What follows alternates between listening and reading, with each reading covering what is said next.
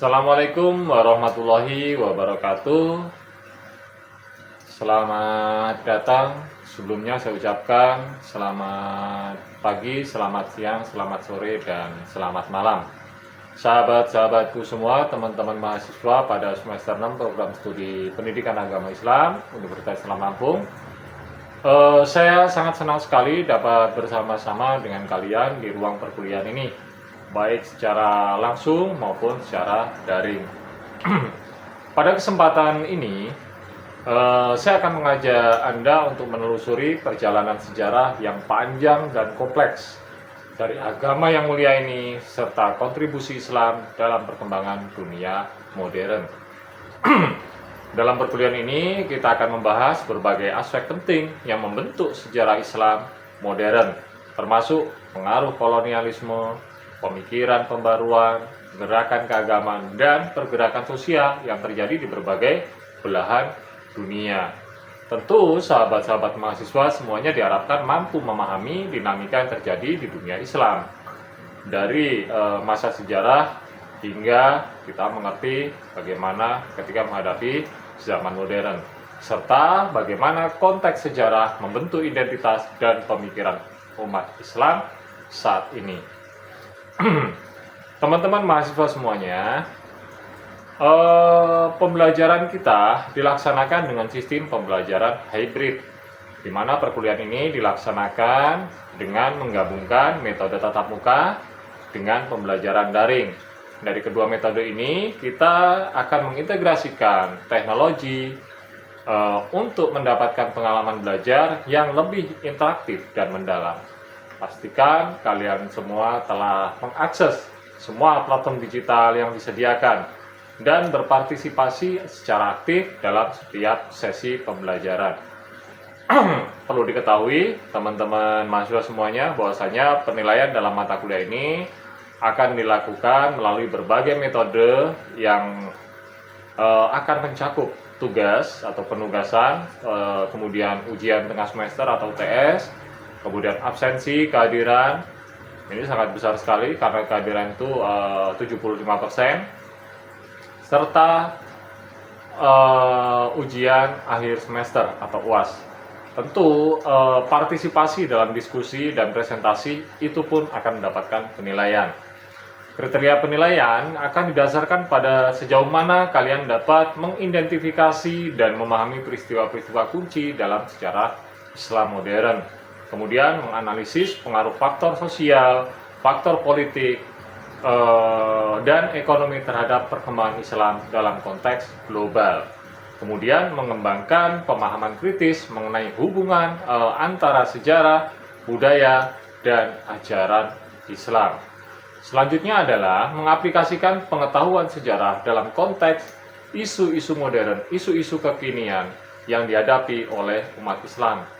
Baik, marilah kita mulai perjalanan akademis ini dengan semangat yang tinggi dan tentu komitmen untuk belajar. Saya ingin mengajak kalian semua, sahabat-sahabatku semua, mahasiswa-mahasiswa semester 6 untuk secara aktif bertanya dan berdiskusi, karena dialog adalah kunci untuk mendapatkan pemahaman yang lebih mendalam. Saya percaya bahwa setiap dari kita memiliki pengalaman dan perspektif yang unik untuk memperkaya kelas ini. Namun sebelumnya, untuk sahabat-sahabat semuanya, jangan lupa absen digitalnya segera diisi dengan cara menekan tombol like, kemudian subscribe. Cukup sekali subscribe seumur hidup, karena kalau subscribe-nya 2 kali, maka absensi akan terbatalkan oleh sistem. Dan tentunya berikan komentar di bawah dengan format nama, asal prodi, semester, dan hadir. Seperti itu. Kalau ingin bertanya, silahkan bertanya di kolom komentar, bisa ditambahkan oleh pertanyaan-pertanyaan. Baik, terakhir saya berharap supaya usaha kita dalam pembelajaran ini diberkahi oleh Allah Subhanahu wa Ta'ala dan membawa manfaat besar bagi kita semua, serta agama, bangsa, dan negara. Jangan lupa juga keberuntungan untuk masyarakat luas. Amin ya rabbal alamin. Baik, teman-teman sekalian, sahabat-sahabat semua, berikutnya kita akan masuk kepada sesi perkuliahan. Setelah pembukaan seperti ini, masuk ke sesi perkuliahan.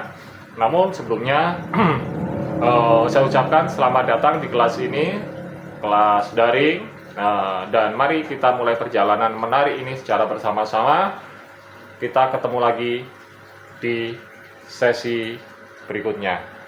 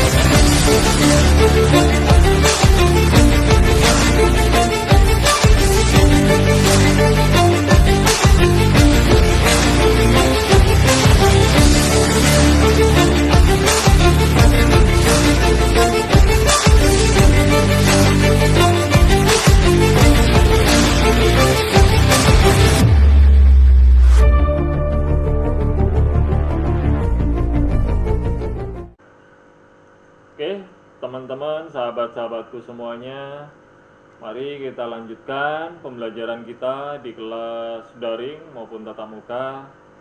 Semoga ini menjadi sebuah keberkahan. Sebelumnya saya doakan dulu sahabat-sahabatku semuanya, teman-teman mahasiswa, dalam keadaan sehat walafiat, panjang umur, waktu yang diluangkan untuk menonton dan menyimak video ini digantikan menjadi sebuah rezeki yang berlipat-lipat oleh Allah Subhanahu wa taala, diberikan harmoni, sakinah, mawaddah warahmah, dan diberikan respon yang sangat positif terhadap pembelajaran kali ini. Alhamdulillah wa ni'matillah wa syukurillah, la haula wala quwata illa billah, ala nabiyya ba'da. Pertemuan pertama kita membahas tentang kontrak kuliah, di mana mata kuliah sejarah Islam modern ini akan mempelajari dan mendalami tentang perkembangan sejarah Islam modern mulai tahun 1800 sampai 1950 serta dinamika globalisasi berikutnya. Periode 1800 hingga 1950 merupakan waktu yang sangat krusial bagi sejarah Islam karena ditandai dengan perubahan signifikan yang dipicu oleh interaksi antara dunia Islam dan kekuatan Barat. Nah, peristiwa-peristiwa seperti penaklukan Napoleon di Mesir, kemudian intervensi kolonial di berbagai negara Muslim, itu membawa dampak yang sangat mendalam pada struktur sosial, politik, dan ekonomi masyarakat Muslim. Kaum Muslim merespon fenomena kolonialisasi ini dengan berbagai cara, mulai dari perlawanan adaptasi hingga pembaruan pemikiran. Salah satu faktor utama yang mempengaruhi Islam modern adalah munculnya ide-ide reformasi dan pembaruan dari tokoh-tokoh besar seperti Muhammad Abduh, kemudian Rashid Ridho, dan Al-Afghani. Mereka menekankan perlunya pendidikan dan pemikiran kritis dalam konteks modernisasi yang memungkinkan umat Islam untuk bersaing secara intelektual dengan dunia Barat. Tentu ide-ide ini menciptakan momentum untuk pergerakan pendidikan yang berubah dan mendidik umat, terutama umat Islam, agar lebih responsif terhadap perubahan zaman. Di samping itu, globalisasi juga memainkan peran yang sangat penting dalam menghubungkan berbagai tradisi keagamaan dan budaya. Karena dalam konteks ini, umat Islam mulai mengenal pentingnya hubungan lintas budaya dan dialog antar agama. Misalnya interaksi dengan berbagai komunitas non-muslim di negara-negara global itu membantu memperkaya pemahaman terhadap ajaran Islam dan mendorong nilai-nilai seperti toleransi dan kerjasama. Nah, dalam proses ini, Islam tidak hanya dipandang sebagai agama yang eksklusif, tapi juga sebagai bagian dari dialog global yang lebih luas. Dinamika globalisasi selama periode ini juga menandai lahirnya gerakan nasionalisme di banyak negara muslim. Nah, kebangkitan semangat nasionalisme seringkali dikaitkan dengan harapan untuk memperoleh kemerdekaan dari kekuasaan kolonial. Tentu tokoh-tokoh seperti Mustafa Kamal Atatürk ya di Turki dan Muhammad Ali Jinnah di Pakistan itu menggunakan nilai-nilai Islam untuk mendukung klaim mereka akan identitas nasional. Seperti halnya jeritan untuk kemerdekaan, karena gerakan ini juga mengubah cara pandang umat Islam memandang diri mereka di hadapan dunia. Akhirnya pemahaman mengenai perkembangan sejarah Islam modern selama periode 1800 hingga 1950 itu akan memberikan wawasan yang sangat berharga tentang bagaimana umat Islam dapat merespon tentang masa kini. Nah, dengan mempelajari respon umat Islam terhadap perubahan besar di dunia generasi sekarang, dapat belajar bagaimana untuk meminta pertanggungjawaban sejarah, di mana membangun identitas yang dinamis, kemudian menghadapi tantangan global dengan cara yang seimbang antara tradisi dengan modernitas. Berikutnya adalah menganalisis pemikiran dan kontribusi tokoh-tokoh pembaru Islam dalam pendidikan. Nah, tokoh-tokoh pembaru Islam itu tentu memainkan peran kunci dalam merumuskan kembali konsep pendidikan di dunia modern.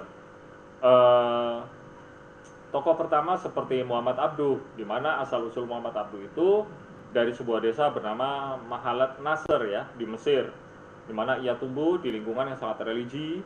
Keluarganya juga mengedepankan pendidikan, agama, dan sang ayah merupakan seorang guru di bidang keagamaan. Kehidupan awalnya dipenuhi dengan studi agama yang mendalam, dan ini membentuk karakter serta cara berpikirnya di masa depan. Muhammad Abduh juga menempuh pendidikan di Universitas Al-Azhar, di mana salah satu institusi pendidikan tertua dan paling prestisius di dunia muslim. Kemudian kontribusi pada pemikiran Islam, Abduh itu dikenal sebagai salah satu pelopor modernisasi dalam Islam karena ia menekankan perlunya rasionalitas dan kritisisme dalam pemikiran Islam. Nah, usahanya untuk mendekatkan agama dengan ilmu pengetahuan dan modernitas ini telah melahirkan ide-ide baru dalam memahami dan menerapkan ajaran Islam. Karena ia meyakini bahwa Islam tidak bertentangan dengan sains dan teknologi yang menjadi prioritas penting dalam pendidikannya. Selanjutnya, karya-karya Abduh itu termasuk salah satunya adalah majalah Al-Urwah Al-Wuthqa ya, bertujuan untuk menyebarkan ide-ide modern dan pemikiran reformis, karena melalui majalah ini yang telah mengeksplorasi berbagai isu termasuk hubungan antara Islam dan politik dan pentingnya persatuan di antara umat muslim. Tentu karya-karyanya termasuk Risalah Al-Tauhid itu juga telah menjadi rujukan penting untuk memahami pemikiran Islam modern. Berikutnya adalah Jamaluddin Al-Afghani. Beliau dari awal mulai tahun 1838 dan 18 sampai dengan 1897 telah menunjukkan minat yang sangat besar dalam studi agama dan filsafat, di mana ia tumbuh di tengah masyarakat yang sedang mengalami perubahan akibat invasi luar dan pergeseran kekuasaan. Pendidikan Al-Afghani ia telah belajar di beberapa institusi pendidikan terkemuka di dunia Islam, termasuk Universitas Al-Azhar di Mesir, di mana ia di Al-Azhar telah memaparkan pemikiran klasik Islam dan juga mengenal liberalisme Barat. Pendidikan ini telah memberinya perspektif yang luas sekali mengenai tantangan yang dihadapi masyarakat muslim dalam menghadapi kekuatan kolonial. Kontribusi Al-Afghani dikenal sebagai salah satu tokoh utama dalam gerakan modernisasi Islam, telah memperkenalkan gagasan pan-islamisme yang menyerukan persatuan umat Islam melawan kolonialisme Barat. Melalui tulisan-tulisan beliau telah menyampaikan kepada umat Islam bahwa kekuatan dan kemajuan dapat dicapai melalui persatuan. Selanjutnya, karya-karya Al-Afghani adalah selain pemikiran politiknya, Al-Afghani juga telah menulis karya-karya filosofis dan kritik terhadap pemikiran Barat. Dalam bukunya, ia telah mengeksplorasi keunggulan tradisi Islam serta kritik terhadap materialisme Barat dan mengusulkan alternatif nilai-nilai spiritual yang dapat diadopsi oleh masyarakat Muslim. Tokoh berikutnya adalah Rashid Ridho tahun 1865 sampai 1935. Mana asal usul Rashid Ridho itu dari Suriah, dalam keluarga yang mendalami pendidikan agama. Karena sejak muda ia menunjukkan bakat dalam menulis dan berkarya, serta memiliki ketertarikan yang tinggi sekali pada pemikiran Islam, di mana lingkungannya yang religius membentuk pemikiran dan visinya ke depan untuk umat Islam. Rashid Ridho telah melanjutkan pendidikannya juga di Universitas Al-Azhar, tempat ia belajar di bawah bimbingan Muhammad Abduh. Karena melalui pengaruh Abduh, Ridho menjadi salah satu murid yang paling terdaftar dan mulai mengeksplorasi ide-ide reformis. Dan ia memiliki pemikiran yang kritis terhadap skill tradisional dan pemahaman yang kaku.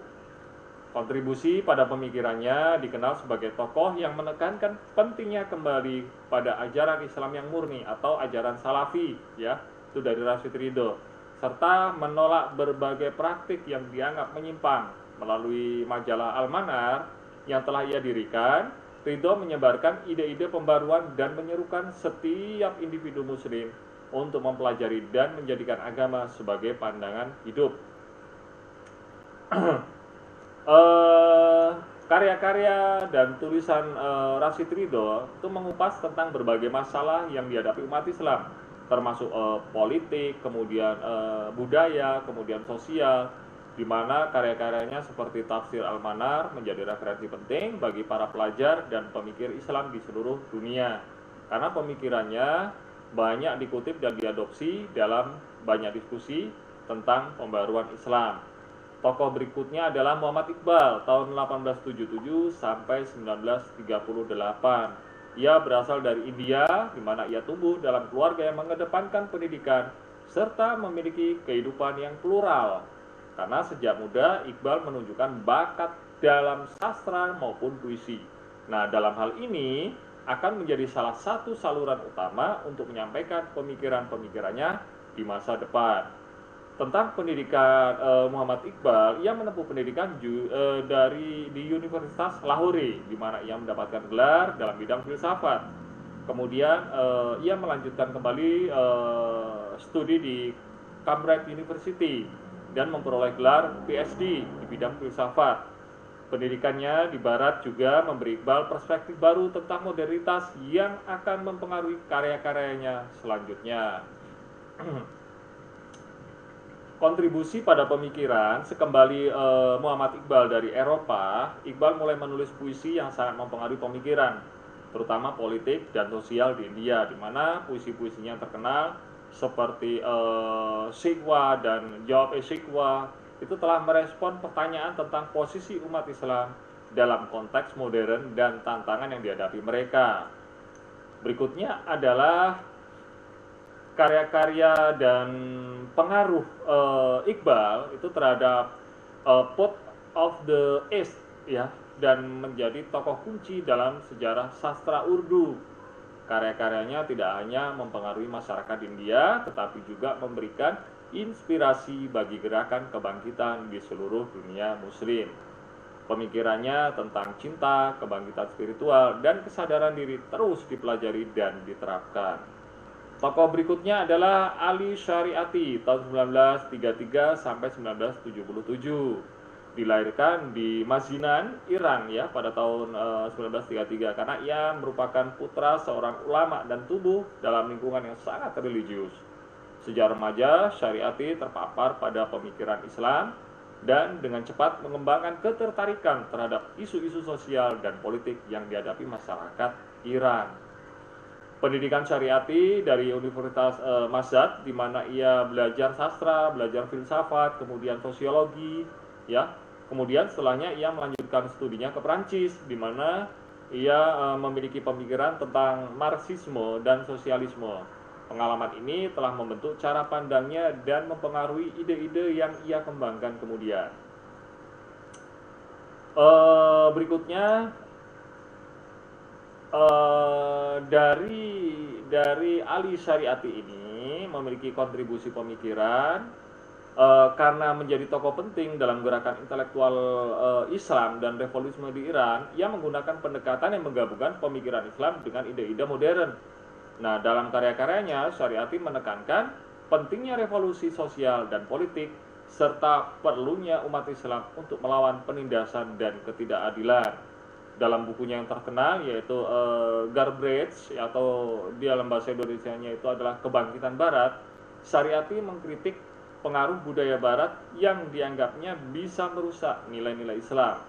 Ia menyerukan pembaruan pemikiran Islam yang menyelaraskan dengan kondisi sosial, kemudian politik, masyarakat Iran. Karena bagi Syariati, agama harus terlibat dalam arena sosial dan politik. Berikutnya adalah Hasan al-Banna, itu 1906 sampai 1949, di mana Hasan al-Banna lahir di Mahmudiyah, Mesir pada tahun 1906. Ia berasal dari keluarga ulama yang sangat religius, yang memberinya pemahaman awal tentang Islam. Karena sejak muda, al-Banna menunjukkan minat yang kuat dalam Islam dan aktivitas sosial. al-Banna menempuh pendidikan di sekolah menengah teknik dan kemudian Universitas Al-Azhar, dan ia memperoleh gelar pendidikan Islam serta pendidikan umum. Nah, selama studinya, ia mendemonstrasikan bakat kepemimpinan dan keterlibatan dalam organisasi-organisasi pemuda yang berkaitan dengan praktik sosial dan pendidikan. Di mana al-Banna memiliki gagasan tentang pergerakan Islam. Ia telah mendirikan Ikhwanul Muslimin pada tahun 1928 sebagai organisasi sosial dan politik yang memiliki tujuan untuk memperjuangkan penerapan ide-ide Islam dalam kehidupan sehari-hari. Dia bahkan percaya bahwa reformasi sosial dan politik harus dilakukan dengan cara budaya dan pendidikan, bukan dengan cara kekerasan.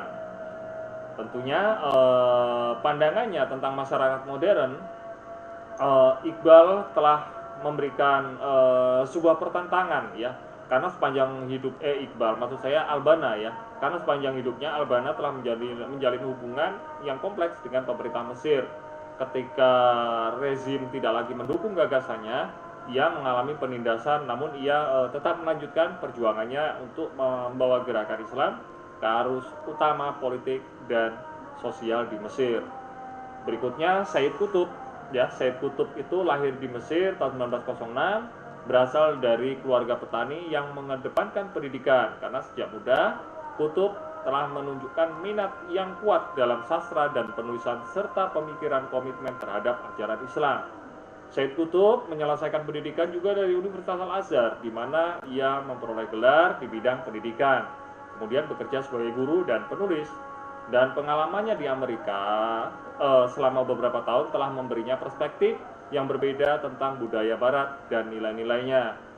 Said Qutb telah memberikan pandangan tentang masyarakat modern dalam karyanya.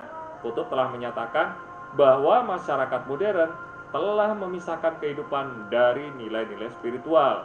Ia mengkritik budaya, konsumerisme, dan materialisme yang berkembang di masyarakat dan menyerukan pembentukan sistem Islam sesuai dengan ajaran Al-Quran, di mana ide-idenya tentang jahiliyah memberi perspektif baru dalam melihat masyarakat dan ketaatan kepada Tuhan. Karya-karya dan pengaruh Said Qutb ini termasuk In the Sight of the Quran telah menggarisbawahi pandangan teologis dan politiknya yang kuat. Ia menjadi salah satu pemikir yang sangat berpengaruh dalam gerakan jihad fundamentalis Islam pada abad ke-20, karena ide-idenya telah dieksplorasi kembali oleh banyak gerakan Islam yang kontemporer serta sebagai relevansi yang sangat penting. Kemudian bagaimana mengintegrasikan multikulturalisme dengan kajian sejarah Islam modern, karena yang kita tahu bahwa multikulturalisme dalam konteks sejarah Islam modern telah menciptakan pemahaman yang lebih inklusif terhadap perjalanan peradaban Islam. Dengan latar belakang yang beragam, Islam tidak hanya terbentuk dari satu budaya atau tradisi, tapi merupakan hasil interaksi antara berbagai kebudayaan dan tradisi, di mana mengintegrasikan nilai-nilai multikultur dalam kajian sejarah Islam berarti telah memperhatikan bagaimana berbagai komunitas muslim dari Asia, kemudian Afrika, hingga Eropa telah mengadopsi dan menyesuaikan ajaran Islam sesuai dengan konteks lokal mereka. Sebagai contoh, misalnya di komunitas muslim dari berbagai latar budaya telah menyumbangkan elemen-elemen unik dalam praktik keagamaan mereka. Misalnya pengaruh budaya Persia terhadap hikmah dan sastra Islam, atau kontribusi masyarakat Arab di Spanyol yang melahirkan kebangkitan intelektual di zaman keemasan Islam. Tentu memahami bahwa tak ada cara tunggal untuk menjalani Islam sebagai penting dalam menghargai keanekaragaman yang ada di dalam umat, ya. Kemudian mengintegrasikan nilai-nilai multikulturalisme dalam kajian sejarah Islam modern menjadikan sebuah pemahaman dalam relevansi dan kontekstual dengan menghargai keragaman identitas, pandangan, dan pengalaman dalam umat Islam. Kita dapat membangun narasi yang lebih utuh dan saling menghargai. Tentu ini sangat penting sekali untuk memperkuat solidaritas dan konteks global saat ini, di mana perbedaan dapat menjadi sumber kekuatan, bukanlah menjadi perpecahan. Selanjutnya adalah bagaimana menerapkan teknologi digital dalam perspensi dan pembelajaran sejarah Islam. Tentu di era digital ini, penerapan teknologi dalam perspensi dan pembelajaran sejarah Islam menjadi semakin penting karena digitalisasi naskah, kemudian manuskrip, kemudian dokumen sejarah itu telah memungkinkan akses yang lebih luas dan mudah bagi peneliti, pelajar, kemudian mahasiswa maupun masyarakat umum. Nah, dengan memanfaatkan teknologi, dokumen-dokumen bersejarah yang rapuh dan kuno itu dapat disimpan dalam bentuk digital, sehingga memperpanjang umur dan menjaga keamanannya dari kerusakan fisik.